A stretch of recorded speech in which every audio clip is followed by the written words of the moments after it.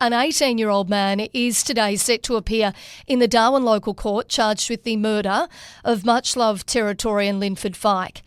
We knew when we spoke to the Chief Minister last Thursday that this 18-year-old must have been facing some serious previous charges after we'd revealed that he'd been bailed by the Supreme Court. Now, we then heard from Liam Mendes from the Australian newspaper the extent of the alleged previous offending. He was on bail for a raft of serious violent offences, including allegedly raping and assaulting a 14-year-old girl. The teenager was first granted bail by an on-call judge, as I understand it, late in 2023. He's also been charged with, as I said, depriving a person of liberty, assaulting and resisting police, and allegedly spitting on an officer or an emergency worker. Now, I cannot tell you how many times over the weekend I've been asked, how was this person on bail and what do you need to do to be remanded in custody if alleged rape is not serious enough? The Chief Minister, Leah Finocchiaro, joins me in the studio. Good morning to you, Chief Minister. Good morning, Katie, and to your listeners. Now, first off, why was such a serious violent offender granted bail? Look, it's the number one question everyone's asking, and obviously details are unfolding about the person's alleged offences that led up to that original bail in the first place. But it sparked a bigger, more important conversation about, again, having to go back to Parliament to strengthen bail laws even further, and that's why I've urgently recalled Parliament for Wednesday. This is too important to our community to leave for any longer than absolutely necessary. So Wednesday we will seek to create an overarching principle, whether it's for youths or for adults, so that all courts must consider the ongoing safety of the community first before they consider all the other reasons why someone might be able to be bailed. Look, I'll get into a bit more detail about that in a moment, but do you know if police oppose bail for this teenager? Yeah, I don't have that detail, Katie, but clearly this has been a matter that's been going on for some time. I think what I'm wondering is if the police had opposed bail, and I don't know whether they did or didn't, but how he's been bailed. Yeah, exactly. And again, I think more details will come to light. There's obviously caution to exercise. I mean, the alleged offender is before court today, and no one wants to jeopardise whatever might happen next. But it is important that the community have whatever public information can be made available, and we're seeing media reporting on that, which is really good because Territorians deserve to know. Absolutely. Now, as you said, obviously Parliament's being recalled to sit on Wednesday. You've directed the Attorney General's Department to urgently draft this legislation to strengthen Declan's law with additional changes to that Bail Act. So tell me exactly what those changes are going to see and how they're going to stop this from happening again. So we haven't finalised what it looks like yet. Obviously, that's work we've been doing furiously since late last week, and it's something we were looking at as a result of another bail incident that happened a couple of months ago where it was flagged that this could be a strong move forward. We've seen in other jurisdictions, for example, New South Wales, it increased remand for youth offenders by 32%. So we're really confident it will be a strong measure. But the principle of it, and it won't be identical to New South Wales or Victoria because obviously our rules are different and we want to go the furthest. We want to have the strongest possible bail laws. But in a simplistic way, it's the very first test so that the judges have to consider whether they are satisfied that that person is not an ongoing risk to the community. If they can't satisfy themselves of that, that's the end of it. The person's remanded. Whereas right now the situation is there are presumptions for and against, which means someone starts on the back foot or starts on the basis that they will be bailed. And then there's a number of things judges can consider to let them, be a member of the community until their court date. So how on earth are we still in this situation after Declan Laverty's death? Yeah, and that's something we're looking at as well. We continue to comb through what happened in this so that we can make sure we're plugging any gaps. Declan's law has been effective. We've seen remand numbers go up. People who were being bailed aren't being bailed. But again, unfortunately, no law around bail is going to end in a 100% no bail outcome. What we have to do, though, is make sure the right rules are there for the judges to apply. Look, but we are in a situation, right, where we know that the person who murdered Declan Laverty was also on bail. Yes. At the time of that murder. So Correct. the community was screaming out at that point in time. We also know that there's been other incidents in the last 6 months alone where we've had a baby's skull fractured, allegedly at the hands of youths who were on bail. The person who was allegedly involved in the assault of Trevor Miller in Palmerston was allegedly on bail. Why are people allegedly committing serious offences bailed and then able to hurt people? I mean, like we're hearing from you, we're hearing from the government that Declan's law is working, but we keep seeing examples of it not. Yeah, so it's important to remember Declan's law came in, it was about 6 or 8 January. So the youth for this, with the awful Segwenda assault. May have been the end of last some year, historical. but the situation with Trevor, absolutely. Yeah, absolutely. And there's been others. We've talked about them as well, Katie. And that's why we're in this point. So we've been doing a big rewrite of the Youth Justice Act, which looks at a number of different things around bail. So it's a huge piece of work we've been doing, and that will be ready for July. But clearly, with the gravity of what is going on, I've taken out the biggest, hardest chunk I can to bring it forward for Wednesday. We will still do then all that other work under the Youth Justice Act. So I think one of the examples I gave to you last week, Katie, was we've got to fix this issue where detention is a last resort for young people as well. I don't think it should be, and that's something our government is committed to changing. That's all part of the Youth Justice rewrite. Well, so in a situation where somebody is charged with allegedly raping somebody, if they are a youth, is detention still a last resort? Yeah, so currently right now, under the laws that we've inherited and the mess we've inherited, detention has to be considered as a last resort. So that's something we're going to get rid of. Do you think that meets the community's expectations? That if somebody... And I'm not talking about, any alleged offenders. Just in general, What do you think? What kind of offence do you think somebody should not be bailed for? Because I tell you right now, I think when you're talking about the alleged rape of somebody or an alleged knife crime where somebody's been stabbed, the expectation of the community is that they're actually not then on bail and able to continue to offend. And that's exactly why for this serious offences we will have this new test, and that will be ready for Wednesday. And equally, going back to your question around my view on detention as a last resort, that's why we're removing it. We just don't think it has a place in Northern Territory laws, and so that's why it's part of that rewrite. So how quickly is that going to happen? I'm unclear right now whether that bit will be part of what we do Wednesday or whether it will stay as part of the bigger piece of work, because there's a number of bail components that we're doing with the Youth Justice rewrite, but 100% on Wednesday we will be debating until the very end.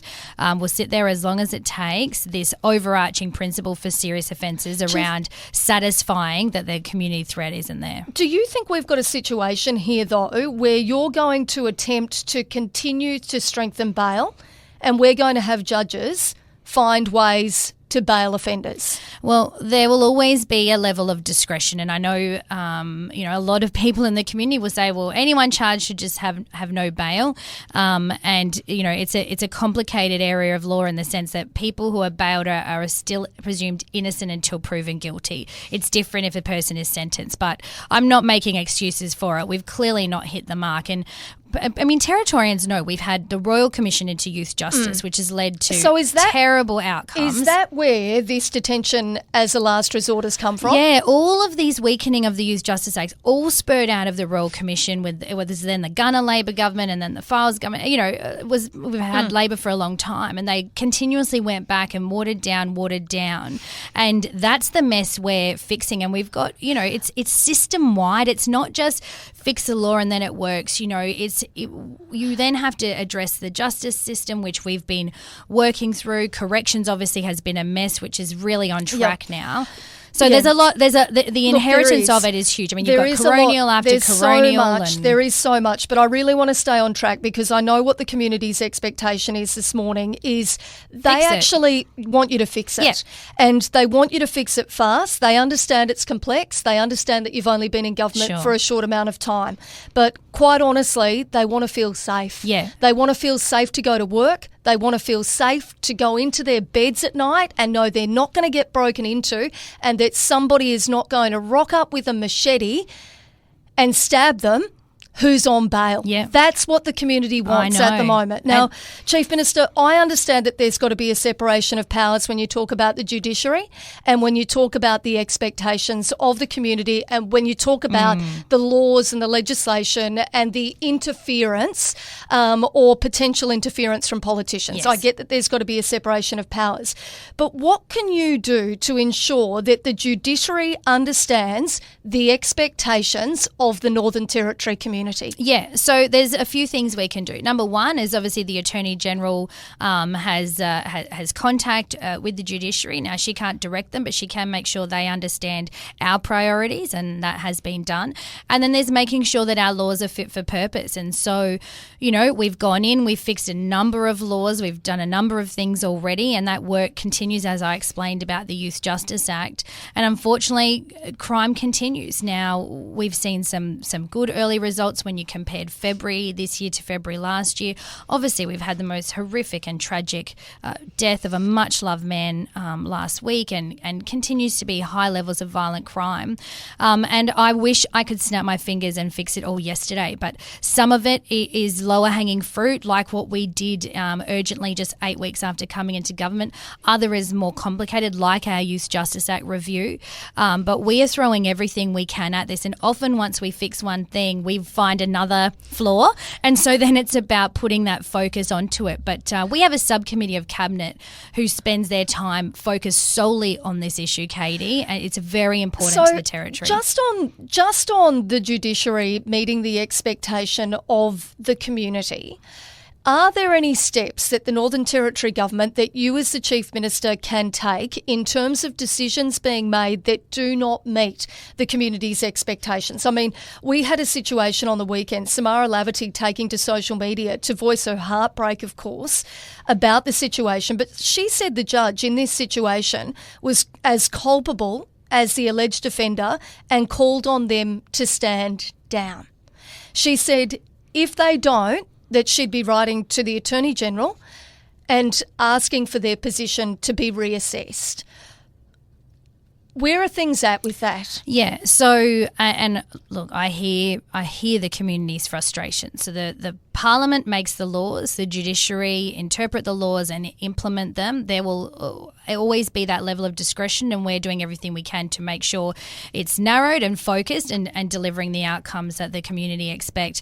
But, you know, a judge is a judge for life, effectively. There's no reprimand a government can do around that. And, you know, people can understand why that's important as well. So, you know, it's one of those things, but it's very important that as lawmakers we continue to make sure we have the best laws. But let's not forget there's the root causes of crime is very important work we're doing as well. So a lot of the time we talk about police, corrections and courts, and that's the spiky end at the moment.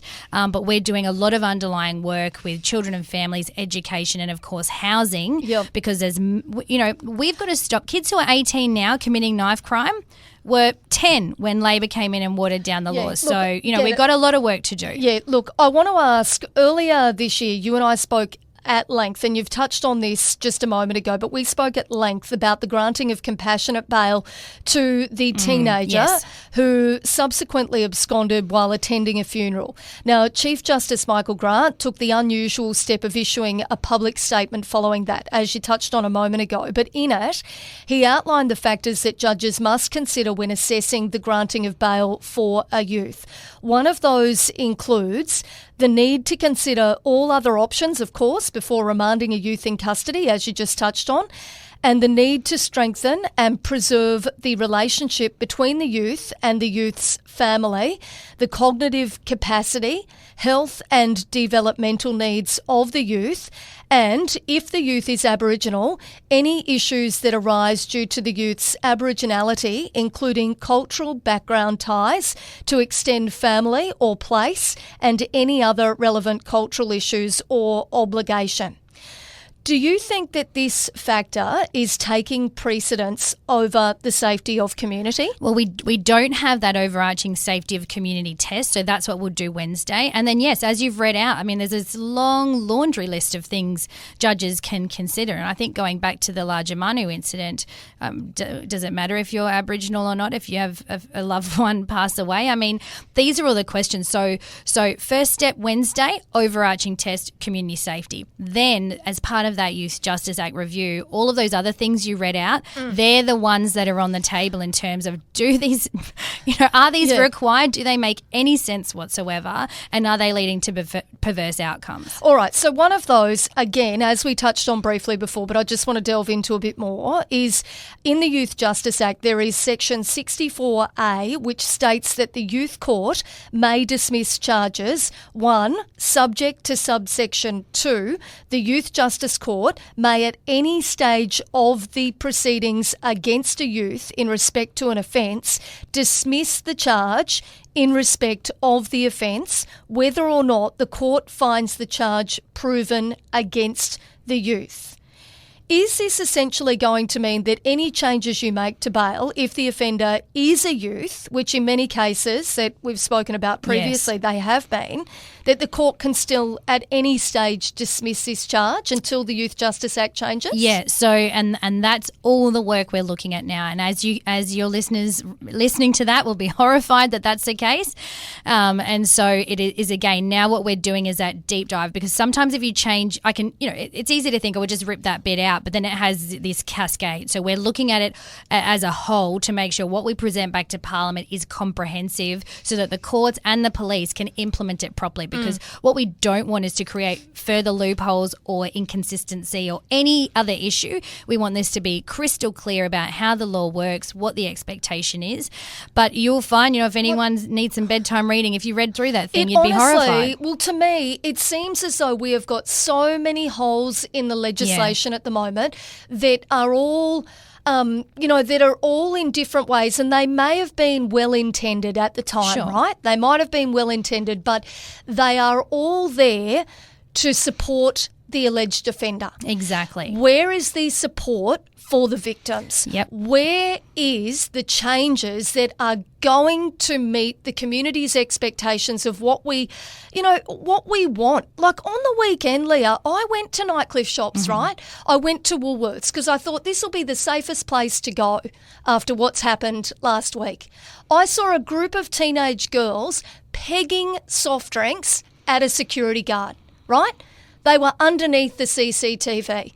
There is a police station 200 metres away.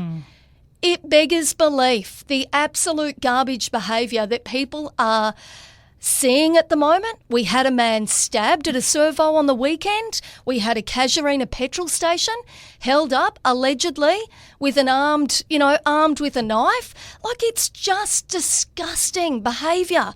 And we've all had a gutful of it. Yeah, I agree with you completely, Katie. And again, just the behaviour of those girls you saw. The lawlessness is unbelievable because they've never faced a consequence. And what we've got, when I talked about the broken system before, I think you encapsulated it well.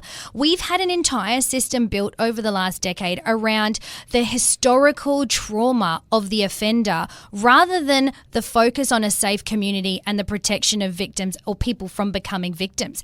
And that's the work we're undoing. We've had royal commissions and coronials and every other, person coming out saying, we've got to cuddle the person who's done the wrong thing more. And it hasn't worked. It has led to young people thinking they are, and in some cases being above the law.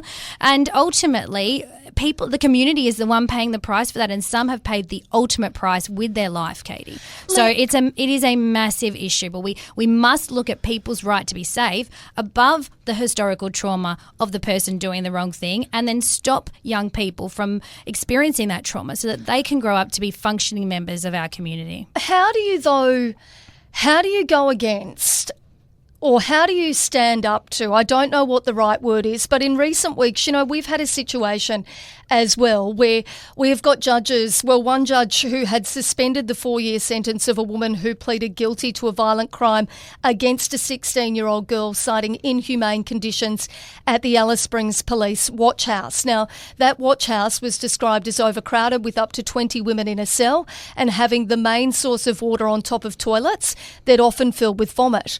How are you then going to contend with the fact that you've got judges as well who are concerned about the fact that the jails are too full? Yep. Well, I honestly, that was a well-ventilated one that really people feel missed the mark, Katie, as well. And yeah, our prisons are full. But the flip side is you put these people on the street, and that's not okay. Not in my book, not in anybody's book. And so we continue to build more beds. We've got another 100 coming online very soon. We've already built over 500 in 8 months, and we've filled every single one, Katie. So it shows you the demand. And again, this was just another area that Labor pretended didn't need to be done. And here we are building prisons like no tomorrow when we could be building a nation building infrastructure, economic building infrastructure. But we've got to focus on the basics. Until the territory is safe, nothing else good can come from it. And so it remains our number one priority. And in a couple of weeks, there will be the budget, and people will see the hundreds of millions of dollars being poured into this, because we've got to throw everything at it. All right, Chief Minister, we're pressed for time. I'm sure you are as well, but I do want to ask you a couple of quick ones. What is going on with this Nightcliff police station? Is it going to be opened up as a proper police station, because people have had enough of what's going on around it? And my understanding is that when all that public housing moved into Nightcliff, when St Vinny's moved into Nightcliff, that happened more recently, but there was an understanding that there was going to be a greater police presence in the suburb of Nightcliff. Yeah, people in Nightcliff were tricked. People in Nightcliff were absolutely politically tricked by the previous Labor local member and her government. That station should never have been built. I'm very clearly on record for forever and a day about this. It has been now, though. But yes, so what and next? So we cannot just turn that into a general duties police station because people are like, well, the building's there.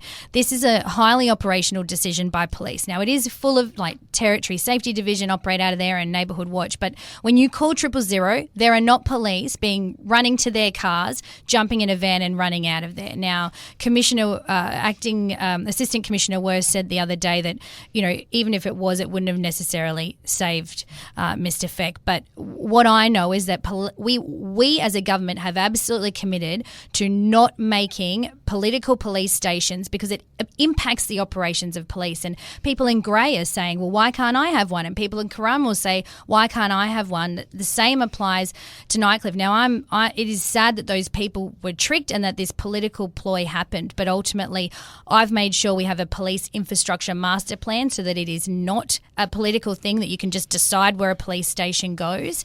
And we will continue to look at what we do with Nightcliff Station going forward, because it's not somewhere where GDs are deployed. A bit like Berrima. Berrima Police Station has police in it, obviously, and specialised units, but we don't deploy GDs from there. That's from Casuarina. Okay. Now, we know that the site there where Sunbuild was set to build quite a large building, some are asking, or some are saying, that what has been touted is that it could become affordable housing or public housing there. Is that going to happen? Well, that's a matter for Sunbuild. I mean, it could very well be. I believe it's a rather large apartment building. But the government's not got plans to take over that site or anything. No, to build not that I'm housing. aware of. That might be a different discussion. Right. But look, there's no question that I'm sure the increase in density has impacted the Nightcliff area as well. Again, the Labor member did that in her own electorate. It's just, we've just got to continue to work on these issues. We've also got our big housing reform piece coming up in a couple of months, Katie, too, which will really reframe public housing. What about St Vinny's? It's also being questioned whether they're going to extend their time in Coconut Grove. Yeah. Some are saying that that's had an impact to the antisocial behaviour. Yeah, we are hearing little bits about that. Obviously, Vinnies are trying to do their best there. My understanding is they've got about 18 months left in that site. I mean, the thing is, They do wonderful work. There is no doubt do. about that. So I don't want this to be, having a crack at them. But wherever that work is done, there is antisocial behaviour, unfortunately, nearby. Stuart Park saw it. The playground there could not be used for years and years and years. For the first time in the last couple of weeks, I've seen families using that playground. Good. But the point is that unfortunately, whether we want it to be the case or not, unfortunately, you do see that those antisocial issues in some cases end up congregating around that area. Yeah. So could it be an outreach service? I mean, does the government need to look at talking to Vinnies about the way that things could be done differently? Maybe they need a bus that drives around and helps people. I don't know. Yeah, we've certainly had a couple of conversations with Vinnies and also Larrakia Nation as well. They're looking to partner with Vinnies about what something could look like. So I think there's a lot of opportunity there, and of course location is absolutely critical, and that work continues. Again, it's something we've picked up on. Labor promised to move it out of Stuart Park, but then didn't find anywhere for Vinnies to go. So that has become a problem for just a different suburb, of course. But look, the work is happening, and I know everyone wants it done yesterday, as do I, Katie, because it's really difficult to live your life free when you're not. When you're making decisions about what time you go somewhere, whether you bring the kids, that is not okay. And again, what we've seen is an entire system-wide reform to care more about the offender than we do about people to be safe. And unfortunately, some parts of that are going to take longer than other parts to fix. Chief Minister, I mean, you're going to get pushback from some saying that that youths do need rights and that that they shouldn't be locked up. You're going to get pushback on that. I mean, are you going to stand up to those people that push back and say that you're going too hard, or that what you're doing is not going to make a difference? Of course we will. Just like, if people think back to 8 weeks into our government when we passed that reducing crime package, people were howling from the rooftops about that, and again, Labor and the Green Independent and the other independent haven't supported us on our law and order agenda. And it'll be very interesting on Wednesday to see how are Labor, how is Kat McNamara and how is Justine Davies going to vote on Wednesday. And that's what you should be asking your local Member of Parliament. Well, Leah Finocchiaro, I know that's been quite an extended period of time for you this morning to be in here. I appreciate your time and appreciate you taking the time to answer all of those questions. We'll catch up with you again soon. Take care, everyone. Thank you.